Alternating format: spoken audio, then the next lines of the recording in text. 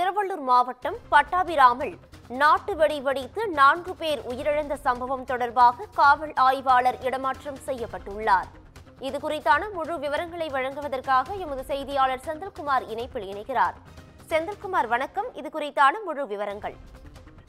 வணக்கம் பவித்ரா. நேற்று முன்தினம் பட்டாபிராம் தண்டரை விவசாய தெருவில் நாட்டு வெடிகுண்டு வெடித்து 4 பேர் உயிரிழந்தனர். இது தொடர்பாக 3 பேரை காவல்துறை கைது செய்து சிறையெடுத்த நிலையில தற்போது பட்டாபிராம் காவல் ஆய்வாளர் மற்றும் உதவி காவல் ஆய்வாளர் கிருஷ்ண ஜெயராஜ் மற்றும் உதவி ஆய்வாளர் ஹரிஷ் மற்றும் உளவு பிரிவு தலைமை காவலர் ரமேஷ் ஆகிய 3 பேரை தற்போது பணியிட மாற்றம் செய்து ஆவடி காவல் ஆணையர் சங்கர் IPS அவர்கள் உத்தரவிட்டிருக்கிறார்.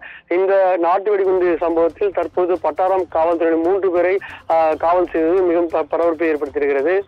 இந்த நாட்டு வெடிகுண்டு சம்பவத்தை 3 பேரை கைது செய்த நிலையில குறிப்பாக அந்த முக்கிய குற்றவாளியான விஜயன் அவர்கள் நேற்று முன்தினமே காவல் நிலையத்தில் சரணடைந்தார்.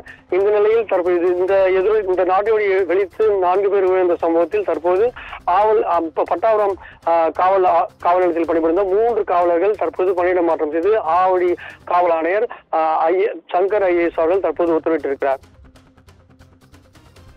கூடுதல் விவரங்களுக்கு நன்றி செந்தில்குமார்.